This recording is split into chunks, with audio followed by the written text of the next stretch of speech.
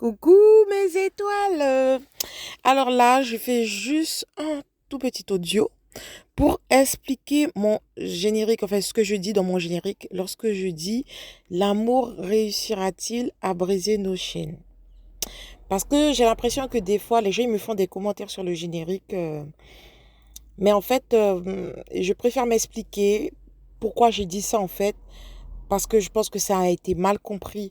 Parce que les gens pensent que moi, je voyais les choses genre les flammes jumelles sont enchaînées entre elles et genre l'amour réussira-t-il à briser les chaînes, c'est-à-dire séparer les flammes jumelles. Mais c'est pas du tout ça. C'est tout le contraire. Alors, lorsqu'on dit qu'une personne est enchaînée, lorsqu'on vous dit que vous êtes enchaîné, ben c'est en fait, c'est toutes vos souffrances en fait qui vous empêchent d'être libre. Voyez, on n'est pas totalement libre de qui on est vraiment, d'accord?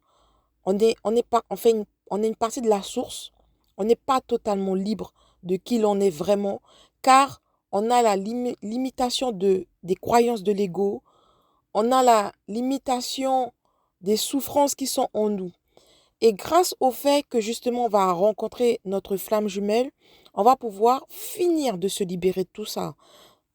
Avant ça, on commence déjà avec des âmes sœurs, tout ce qui est âme cousine, etc.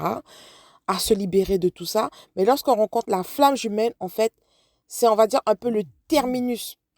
Donc, du coup, les chaînes représentent tout ça. Ça représente l'ego surdimensionné, ça représente les souffrances, ça représente la frustration, ça représente tout ça.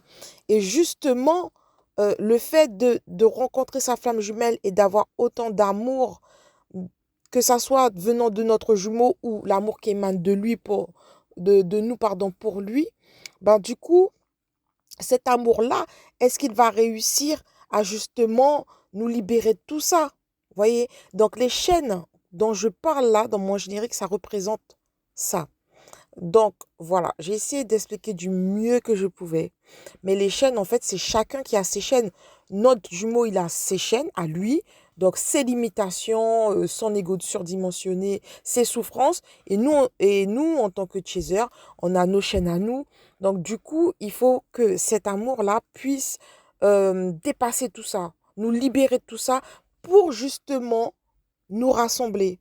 Donc voilà ma petite étoile, tu te reconnaîtras. Je sais que tu as cru que je disais nous libérer de nos chaînes pour pouvoir séparer les jumeaux, alors que pas du tout. C'est libérer les chaînes de chacun justement pour que les jumeaux se rapprochent et ne forment plus qu'un et puissent pouvoir justement jouir de cet amour inconditionnel et puis vraiment être libre et commencer vraiment à vivre. Et lorsqu'on se libère de ces chaînes-là, c'est là qu'on commence à vivre. D'accord? On n'est plus dans la survie. On n'est plus dans le question, dans les questionnements, dans les souffrances. On commence à vivre. Et on est tellement heureux de pouvoir vivre.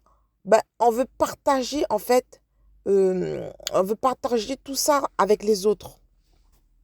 Donc, c'est pour ça que je dis que une fois que les flammes jumelles sont réunies, même avant, on est déjà des maîtres pour certaines personnes, car on s'est déjà libéré de pas mal de nos souffrances, d'accord? Et c'est comme ça qu'on pourra transmettre le message aux autres en disant, mais libérez-vous de vos souffrances et de vos limites. Donc voilà, après, voilà, j'ai essayé de faire du mieux que je pouvais. J'espère que vous m'avez comprise. Je vous fais des gros bisous, mes petites étoiles, et passez une excellente journée. Tu es mon jumeau, je suis ta jumelle. Tu es mon chaser, je suis ton runner. Mais qui sommes-nous? Nous sommes les flammes jumelles. L'amour réussira-t-il à briser nos chaînes? Mon cher jumeau, je t'aime.